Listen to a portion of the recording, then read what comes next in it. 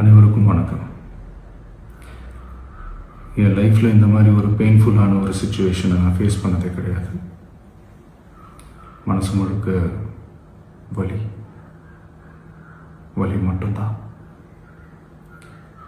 இந்த சுற்றுப்பயணத்தில் என்னென்ன மக்கள் பார்க்க வராங்க, அதுக்கு ஒரே ஒரு காரணம் தான் அவங்க என் மேலே வச்சிருக்கிற அன்பும் பாசமும். அந்த அன்புக்கும் பாசத்துக்கும் நான் எப்பவும் கடமைப்பட்டிருக்கிறேன்.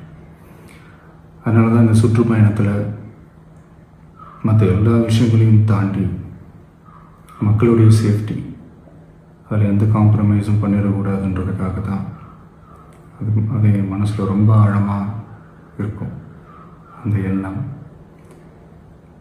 அதனால தான் இந்த அரசியல் காரணங்கள் எல்லாத்தையும் தவிர்த்துட்டு ஒதுக்கி வச்சுட்டு மக்களுடைய சேஃப்டி மட்டும் மைண்டில் வச்சுக்கிட்டு அதுக்கான இடங்களை சூஸ் பண்ணுறது, அதுக்கான இடங்களை பார்த்து பெர்மிஷன் கேட்குறது, போலீஸ் டிபார்ட்மெண்ட்டில் அதை ரிக்வெஸ்ட் பண்ணி கேட்போம். ஆனால் நடக்கக்கூடாதது நடந்துருச்சு. நானும் மனுஷன் தானே.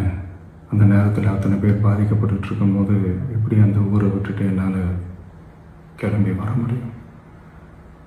நான் திரும்ப அங்கே போகணும்னு இருந்துச்சுன்னா அதை ஒரு காரணம் காட்டி அங்கே வேறு சில பதட்டமான சுச்சுவேஷன்ஸ், வேறு சில அசம்பாவிதங்கள் அந்த மாதிரி எதுவும் நடந்துடக்கூடாதுன்றதுக்காக தான் நான் அவாய்ட் பண்ணேன்.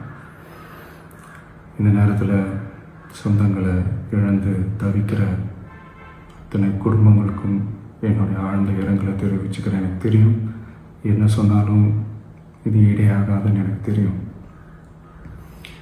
ஹாஸ்பிட்டலில் ட்ரீட் பண்ணிகிட்ருக்கிற எல்லாருமே சீக்கிரமாக க்யூர் ஆகி வரணுன்றதை இந்த நேரத்தில் நான் வேண்டிக்கிறேன்.